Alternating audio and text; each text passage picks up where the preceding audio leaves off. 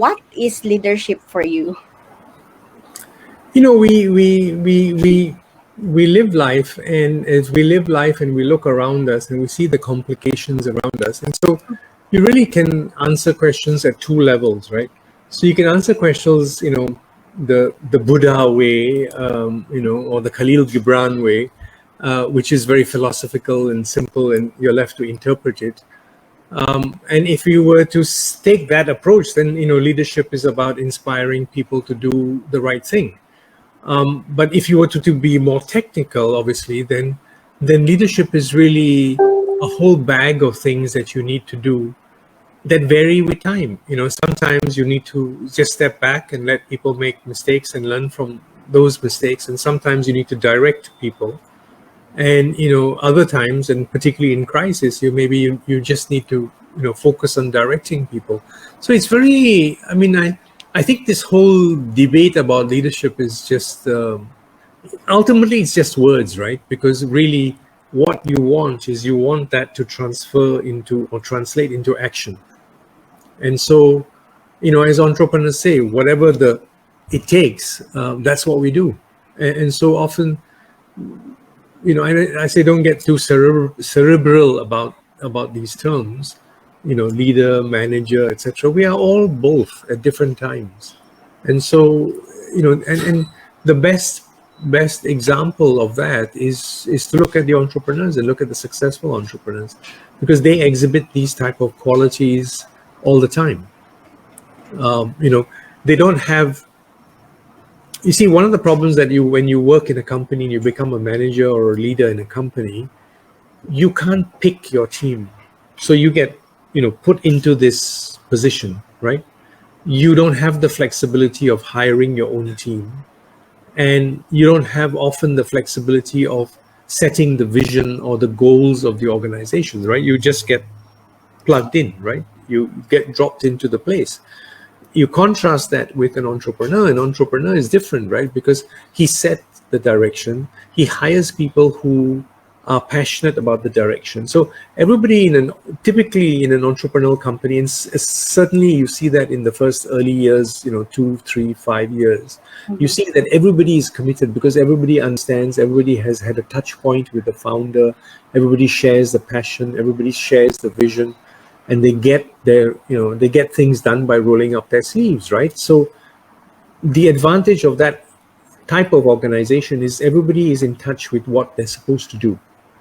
Unfortunately, sometimes in large companies, managers, leaders, etc., get plonked in, and they don't stop to think about what's my role in this organization. You know, what can I do to extend the vision? What does the vision of the organization mean to me?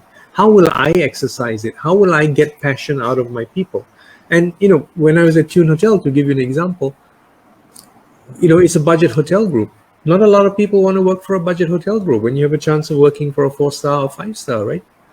But we hire people who resonate with our passion, our vision, which is let's help you save money while giving you a great stay. And let's not mix up the fact that in a 4-star or 5-star hotel, whether you use the pool, the gym, the jacuzzi, whether you change your linen 10 times or 1 time, the cost is spread out evenly to everybody in the room charge. So that's a little bit unfair for somebody who doesn't use the gym. It's a little bit unfair for somebody who doesn't use the pool, unfair for the person who, you know, only uses 1 bath towel and not 10 bath towels. And so it's really not a very fair system. There's nothing wrong with it, but it's just you have to understand that the pricing is not very fair to individual guests. Whereas in the budget hotel group, you are essentially paying for what you use, and there's no cross-sharing of costs. And so when you start to explain this to people, and they say, hey, that's a good thing, isn't it? And I'm like, yeah, that's the point, right? So why do you want to go to a buffet, eat very little, and pay and subsidize all the people who eat a lot? So you need to, as a manager, we got our managers to understand why the business makes sense. Then we get our managers to understand that, hey, it's a good place to work because we're doing a good thing. The rooms are smaller, so we use less of the environment.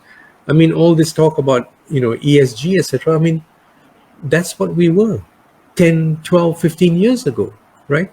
So, you know, I think more work needs to be done by managers and leaders in companies to understand their place in setting and inspiring people. I mean, that's a a really long answer, but I did a session for a large company not so long ago, and we had the managers, and it suddenly, there's a light bulb moment. And they say, "Yeah, I mean, we never saw our role as one of promoting the vision, and that is part of your role as a leader." What would you say would be the top three problems that they normally face? The the number one problem that I keep hearing is around recruiting the right people. Mhm. And that's the number one problem that I hear. One is recruiting the right people. Two is motivating them. I think these are the top two. The rest really don't count. So, Mhm. recruiting and motivating, and unfortunately, a lot of leaders are still using old paradigms, right? Mhm. We do a review once a year. We don't give you feedback. We have this probation period. I mean, these things didn't work, but you still pursue them. And then you complain you can't get people and you can't motivate people. So one is, they need to rethink about recruitment, how they recruit, and how their policies are in terms of getting people on board, onboarding them. So the whole area on recruitment, I think, is an issue for a lot of companies. And the second is, motivating and influencing them. And that comes back to the earlier point, Marilyn, that we talked about. The role of the manager is to find that passion in their people. And if you don't understand your vision, you don't understand where you're going, you don't understand your trajectory of the organization, you won't be able to inspire your people. So these are really the two challenges. What do you believe will be the important leadership capabilities or skills you must have? I know that you said that next normal is really like not not something that you believe in, but in probably I would say that in the future, what will you say would be, or even right now, what would you say would be the important leadership capabilities and skills that leaders must have to continue to lead effectively? It comes back to the two problems, right? So the first thing is on recruitment, retention, etc. Mhm. I think you need to dismantle a lot of the processes that you currently use and rely on. So you can't, you can't continue to recruit the way that you're recruiting, and you can't continue to run the organization the way that you're running it. And you need to think more about more flexibility, about more how entrepreneurs would recruit. And we talked about one of the changes, which is in the workplace.